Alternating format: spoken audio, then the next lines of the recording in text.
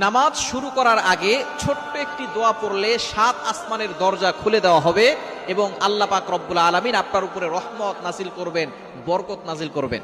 এমন একটি দোয়া আছে যেই বাক্যগুলো খুবই সহজ এবং উচ্চারণ করাও সহজ এবং আপনি আমল করলে একবার বলার সাথে সাথে নবীজি সাল্লাল্লাহু আলাইহি সাল্লাম জানিয়ে দিয়েছেন তার জন্য আসমানের 7টি দরজাই খুলে দেওয়া হয়।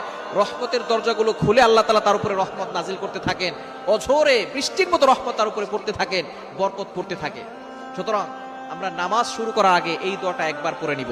নবীজি সাল্লাল্লাহু আলাইহি সাল্লাম জানিয়ে দিয়েছেন, একবার নবীজি সাল্লাল্লাহু আলাইহি সাল্লাম মসজিদ নববীতে এমন সময় এক সাহাবী এই বাক্যটা পাঠ করেছে।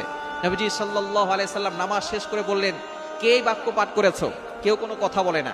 তখন এক সাহাবী নবী সাল্লাল্লাহু আলাইহি সাল্লাম অভয় দিলেন যে কোনো ভয় নাই, বলো। একজন সাহাবী দাঁড়িয়ে বলেন, ইয়া রাসূলুল্লাহ, ইয়া হাবিবাল্লাহ, আমার কাছে আল্লাহর প্রশংসা করতে খুব ভালো লাগে, এই জন্য আমি বাক্যগুলো বলেছি। তখন নবীজি সাল্লাল্লাহু আলাইহি সাল্লাম বলেছেন, তুমি যখন এই বাক্যগুলো পড়েছো সাথে সাথে 7 আসমানের 7টা দরজাই খুলে দেওয়া হয়েছে এবং ফেরেশতারা রহমত নিয়ে বর্ষিত হচ্ছে জমিনের দিকে এবং তোমার উপরে বৃষ্টির মতো রহমত নাজিল হচ্ছিল। সুবহানাল্লাহ বিহামদি। এই দোয়াটা আমরা পড়তে চাই কি চাই না?